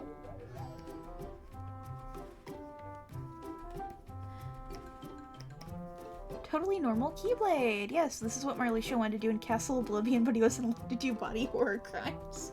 Ah! Yeah. Yeah, you're right. When you're right, you're right. Let's see, Frankie's typing me a message. We're going to see what Frankie says. We're probably going to be wrapping up the stream soon. Thank you again for understanding. These things happen, but we will be picking up soon with more art. I'm glad I'm here for this. I'm glad you're here too. Thank you, Bluey. If I saw Keyblade Goofy in real, I would scream and cry, actually. Coward. I would simply take it and have power. Frankie says, okay, I'm gonna hit one more reboot in the modem, or at least poke the box. Okie dokie. Frankie's gonna try one more time. We are listening to Yokai Watch music. I wish I could stream Yokai Watch so bad. I love that game so much. But it would be so fucking boring to stream. And also, streaming from a 3DS is hard. Bugs is the Riku type, very strong and not scared of power. Yeah, obviously. I have extremely Riku vibes. I don't know if I've told you this, but I took so many personality quizzes when I was 13, and let me tell you, if I saw a wallet, I would cackle evilly and keep it, and then I would, I got Riku every time because I would answer like that. So, you know, I mean, if it's not obvious, who on the stream is the Riku, it obviously, oh, my dark, serious vibes. I'm sure you've all noticed them by now. I would make Goofy Keyblade bite people. I would not be responsible for possible rabies. That's the power. That's the hidden ability of the Goofy Keyblade. He gets the fury in his eyes, and he starts foaming from the mouth. And the Disney company will never hire me, but that's okay. And then he just starts barking and biting and barking and biting, and Sora can't control him, and he's like, I'm sorry, I'm sorry, I'm sorry, I'm sorry, I'm sorry, I'm sorry, I'm sorry. He's not like this usually. I'm sorry, I'm sorry, I'm sorry. Yeah, he gives poison damage. It's really cool. They're so sharp and biting you. Oh, that's my command I put in. That's right. I remember that. That was a fun night. Biting and biting and biting and snarling and biting.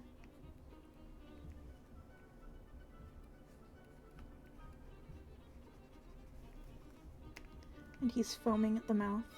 And he's foaming. It's like Cujo. And then here's his neck. It's like, you know how the Keyblade kind of shoots off randomly when Sora summons Genie in Kingdom Hearts 1? It's like that. I think Disney should have had this in Kingdom Hearts 3.65748.390. Hey, listen, don't give Nomura any ideas.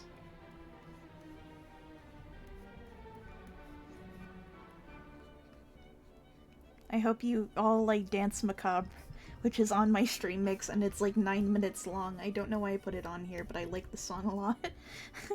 I used to study classical music for a little bit, actually. T-Rex grab the arm, but Goofy, yes, yes, yes, yes. It's the right vibe for this image. Oh, I'm so glad.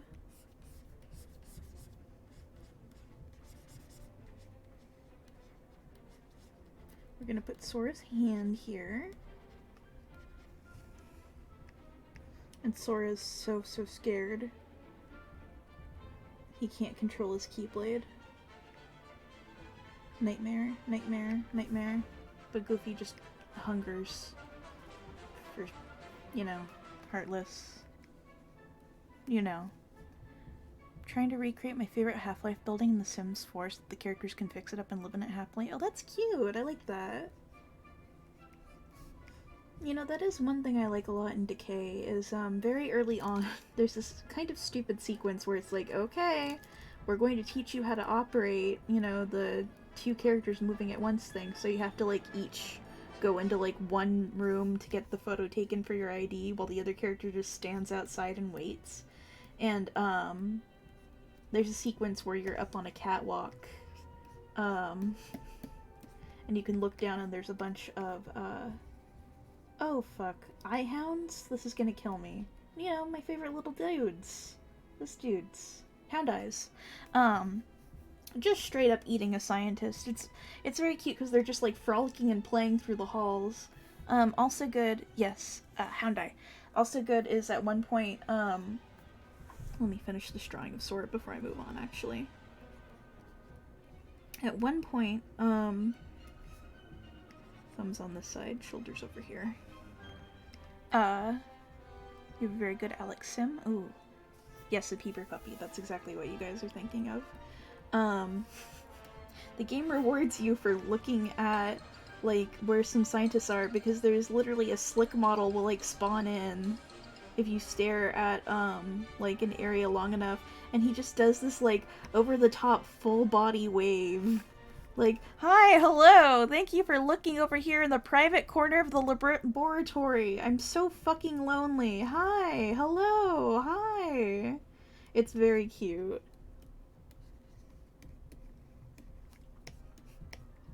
Tommy's cool friends, Gina and Colette. There's some really cute, there's this Half-Life, YouTube channel I love. It's like Half-Life Hidden Files? Let me dig into the name real quick. That talks about like the name of the NPCs in that region. Half-Life Decay Facts. And one of the cute things is like there's a Walter type, you would know as a Bubby type NPC, who his job is to open the doors to the ID lab.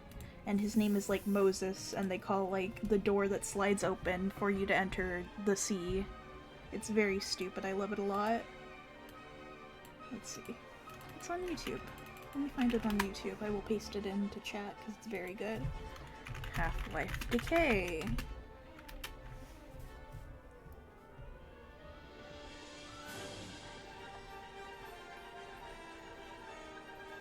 Oh, here it is. No? No, that's not right. Here we go. This is the name of the channel that has all the cool Half-Life facts. I love that channel a lot.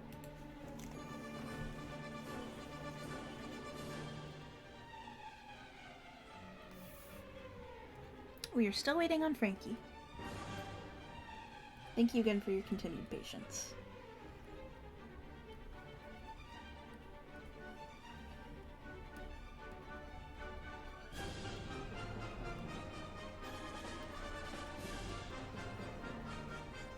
Oh, you know Mantler Punk? Yeah, I love this.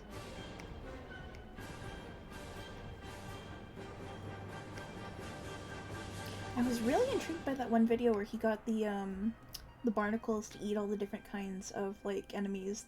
The fact that, like, oh. We're officially at local service outage. Time to call it. Alright, let me see what this message from Snail is. Okay.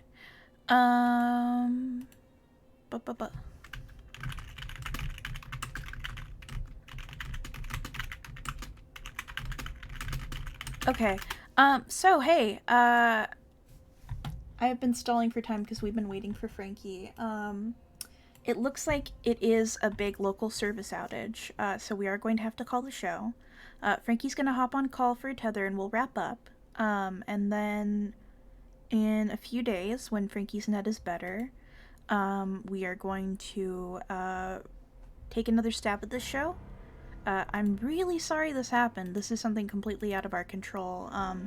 Thank you, all of you who stuck around. I really, really, really appreciate it, and I'm very sorry this happened. Thank you for understanding. I'm going to send you to Big Nose Bug, because she's Hey. cool. Hi! The internet's back on. This is a good night, folks. I'm on my phone's like tether. So we will, I'm gonna be sending you guys to Big Nose Bug, and thank you all again for the support. Yeah, for real. We will be probably picking this stream back up very, very soon, I imagine. Yeah, like, I'd be halfway tempted to be like, listen, if my internet comes on later tonight, maybe, but that'd Yeah. be an insane way to run a show. But, hopefully it's just like a total, like, local service outage. It's the worst part is that all my, like, stuff on my computer is like, yeah, you're connected, there's just no internet back there. So, thank you all so much for your support tonight, and thank you so much for being patient with Return of Internet Shenanigans. Yes. Service-wide outage in the Bay Area edition. Oh, that's fun. Yeah. Thank you for your support, whether it came in the form of subs, gift subs, donations, or just being here hanging out with us, checking out an uncommonly short VOD. We do see you and love you so much, and in a normal audience type way. Yes. And we'll probably be back, if not tomorrow, then at the very least Wednesday, and we'll pick I got the checklist, I got the papers, Yeah, I'm still this is threatening too fun you all to not pick up wildly. again. I'm writing in Aizen, talk more about Aizen here because someone's fucking got to, as Ian. Alright. And we will see you all next time. Say hi Be to good. Bug for me. Bye-bye. Bye.